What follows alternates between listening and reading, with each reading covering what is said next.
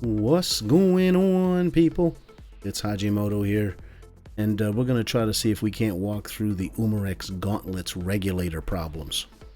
Some of you out there that have a gauntlet just like me didn't get exactly what we were told we were going to get in the manual.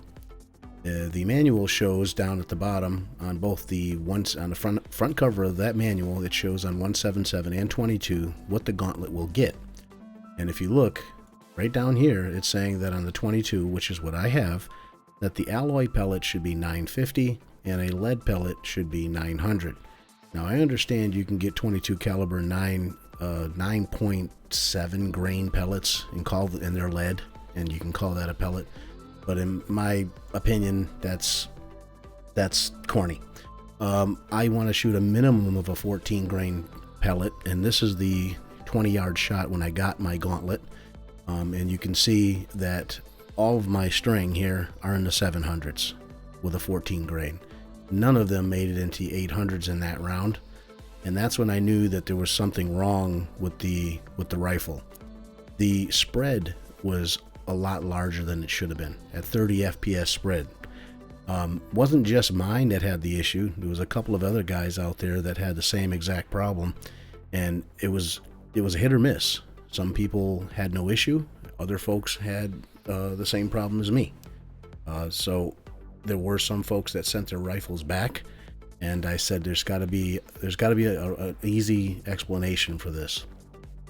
So I went and looked around in Hard Air magazine, which is a group that I respect very, very highly.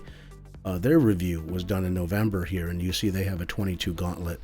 They were shooting the 14.3s as well, and if you look at he's almost 800. I wasn't that high up. So this confirmed to me that there is an issue, and I need to find out what the regulator is doing in my gun, because as you remember in my teardown video, I already checked all of the functionality of the gun, the valve, the spring, the hammer, all of that. So the only thing that was left was for me to confirm what the regulator pressure was. That's another thing that's a bit confusing about the gauntlet when you look around online on what you're supposed to have in there for pressure. The gauntlet regulator itself, if you took the bottle off and looked at it, this regulator right on it says 1250, that the regulator puts out 1250. Now, that could be 1250, right there's the 1250 PSI that it puts out. That could be like the maximum setting. But I would think that would be what it should be set at, seeing that it's written right on it. So what I started to do is I did some research and found that the company that makes the regulator, who won the contract with Gauntlet through Umarex for the Gauntlet, was Ninja. And this is a video that they put out in 2008. And you listen to what he says here, which gives a clue, which then brought me to the next portion of why I ended up doing what I ended up doing. Because Ninja paintball regs are handcrafted, the amount of shims may vary from reg to reg. However, all regs will have shims to adjust the pressure. Ninja regs are set up to output 800 PSI. This pressure should be appropriate for all markers. However, pressure can be adjusted by removing some shims. Shims can be removed by simply turning the reg upside down and shaking them out. If they do not shake them out, remove them with a pick, being careful not to damage the body.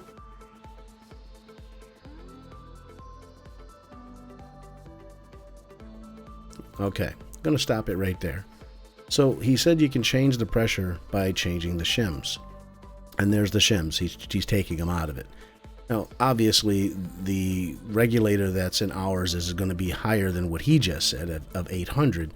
So I went on my favorite forum of all time, which is the GTA forums, and I did a search, and I found that Mr. Stern, Robert Stern, did a review or a very detailed analysis on what you can do inside those regulators for the paintball regs if you wanted to use them as a tank, put a tank on a gun and have a paintball regulator. And in there, he tells exactly on how he did it. It's very detailed in the GTA forums.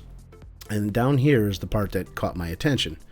You'll also need flat shims, okay? And then he says where he recommends you get the shims, which is McMaster Car. Now, if you go to McMaster Car, the shims themselves are going to be the 16 stainless, and in here you get to pick them. This is where they're going to be. Now, in the bottom of my the video, I will link them to make it easy for you guys, so that you can find the ones that you need. It'll be very simple. I'll supply those with it. Then what I decided is, okay, now that I know that I need shims, I don't know which shims I'll need, but I will need to know what the pressure regulator is putting out. This right here is a tester. This would screw onto the tank. This is known as a slide check, and this is just a pressure gauge. And so those components needed to be purchased separately. So there's the slide check. That's going to be the ASA adapter that goes onto the tank. And that's just a pressure gauge, which is an air venturi. This happens to be an air venturi. But when you go online, you can get from eBay. You can pick up these on eBay. Here's one on eBay here. There's the adapter that goes on top of the tank. The hole in the side here that you see, that's what the slide check would go into. And then the other end of the slide check would be the gauge. So there's the slide check right here that would screw in, and on the other side over here is where your gauge goes. Now, if you wanted to buy the same gauge I used, Pyramid Air has it for $20. It's overkill. You could actually, if you had a hand pump, you could actually take it off your pump just to check and make sure that what your reg is putting out, and then when you're done, you could put it back. So you wouldn't have to go and pay $20 for a gauge. That would be a workaround on it. So when all said and done, I decided I would build the pressure regulator. Then I would put the regulator. Oh, these are the washers I bought, by the way. That's what I paid for them. I bought a bunch of different sizes because I wasn't sure. I got the 10s, the 5s, and 20s, 20,000ths. Plus, I got the actual Belleville discs, which are the springs. And these are put in an arrangement of whatever arrangement these are in. It could change the pressure. And I just wanted, in that way, I knew I had everything I needed if I wanted to change something drastically. These are the bags for each with their part numbers. And again, I'll give links to the McMaster card numbers on these. And that's what they actually look like inside. They're very, very thin stainless steel washer. This is the unit all put together. This would go on the tank. This is the slide check, and this is my gauge. And once this is all assembled, you take this and you back it out so that it's all the way out. Then you take this slide check and you aim it towards this, slide it over here. So now what that does is any air that would have came up is going to come into the gauge. If you slide this to the right, that's how you can depressurize your tank. Speaking of depressurizing your tank, and that's when it's all together. That's what it looks like. Depressurizing the tank. I want to have a little discussion about this because there's ongoing confusion where folks are saying, well, what sense does it make of me ordering another tank and another regulator if I can't take this out under pressure? You can take this out under pressure, and every paintballer who's ever shot a paintball gun has taken their CO2 tanks or any tank off under pressure. Inside the regulator at the end, there's a ball valve. The minute the unit comes away from it, the little ball slams in, seals it so you don't lose any air. Well, the problem is the dynamic, the way that the unit is configured here. Here's what happens. This is the pressure side. This is 3000 psi, comes through the regulator, comes through this way, and whatever the regulator's set at ends up on this side. So as you start to unscrew this, these O-rings are seeing whatever that pressure is. So let's just say, for the sake of this conversation, it's 1250 psi over here. As you start unscrewing this, it's 1250 over here. When that finally gets to the point where these seals start to meet atmosphere, the air rushes out of here and sometimes will blow these off. It'll blow them this way. They'll blow right off. That's what can happen. Now, that's not hugely a detrimental problem. You could just take the rings, pick them up. Hopefully they didn't blow across the room. Put them back on, put some lube on them, they'll be fine. That's the only problem. So this can be fully pressurized off the gun and then screwed on. The problem that you run into, though, is when that initially pressurizes over here and when you're trying to take the tank on and off, this gets a little tough. Okay. That being said, let's go back into the depressurization. So let's say you do it the safe way. You take your rifle, depressurize it using your tool, take all the air pressure out of here. Once it's off and you don't have it on the rifle anymore, then you'll screw the device that you made on it and then repressurize the tank. I did the method where I took it off, depressurized it. I depressurized it, took it off, put my meter on it, then pressurized it back up to around 2,000. Knowing that the minimum of this is supposed to be, let's say, 1,000. Anything that's over 1,000 should show up on this gauge. So once I flipped it over, I could see what the stock gauge was doing. Now remember, this thing says 1,250 psi. You can clearly see that this tank had 2,000. If we zoom in there, we had it at what?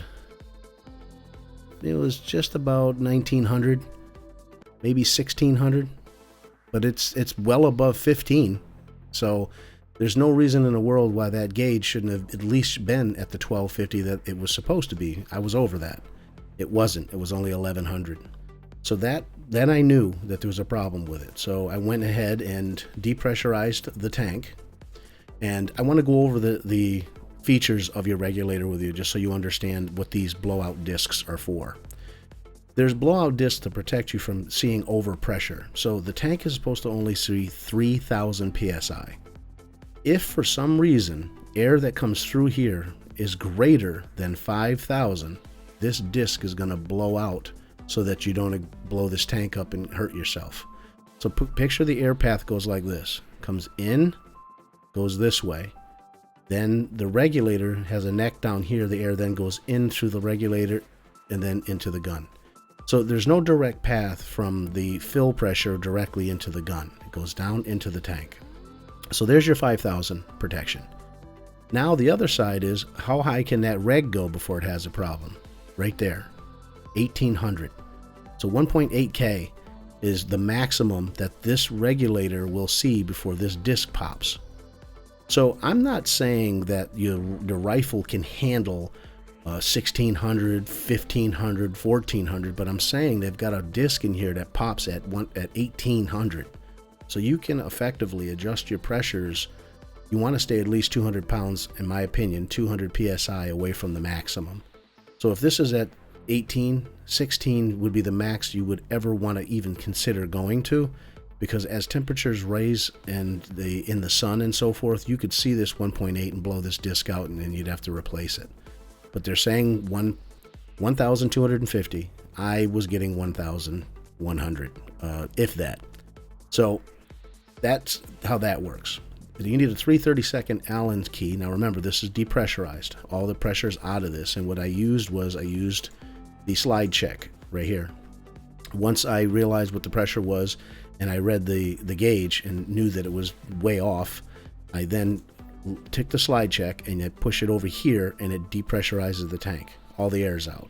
So understand that when I'm taking this top bonnet off, there's no pressure in the tank. Vitally important. So when you're getting to this stage where you're going to take these screws out, this must be depressurized, guys. All right, so take the grub screw all the way out. Don't just loosen it. Take it all the way out. There's one more on the other side. Take it all the way out. Then you start unscrewing it. If this thing is very difficult to unscrew, I mean, it's very hard to turn, stop. There's pressure here. You got to get rid of the pressure before you go any further. Okay? And a test is, at the end, there's a little ball bearing. If you push that ball bearing in with a ink pen or something, if it just goes in nice and easy, then there's no pressure. If it doesn't go in, it's under pressure. Stop, get the air out of it first. Once you have it apart after you let the pressure on, the ball bearing's right inside there. Now the regulator is open. The regulator's made of three main pieces. You've got the cap, the bonnet cap. There's a little ball bearing inside that, which I'll show you right here. You can see the ball bearing down inside. Then there's a spring. There's the main spring, which handles your pressure regulation. When I took it out, these are those washers, those Belleville washers that I was talking about. And there's 12 in your gun. All Umarex gauntlets will have 12 of these.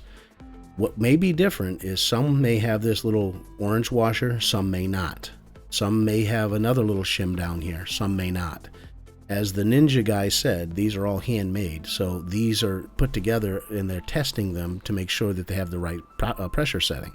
Well, apparently mine didn't make it through QC right, because it damn sure wasn't 1250. So if you look at these, there's 2, 4, 6, 8, 10, 12 washers. These we do not mess with. We leave these alone. These O-rings, all of this, the way you see this, don't touch it. Leave it alone. You're going to look inside here. You're looking inside here at the bottom of this seat, and that's where those shims are going to be. In mine, I had 2 shims that were inside mine. Each shim was 5 thousandths. You can see one shim right here. I'm measuring it. There's the second. So the total on mine was 10 thousandths. So to test the theory, what I did was I took aluminum foil and I cut washers that look just like these, and you can see them in between the measuring device right now at 10 thousandths.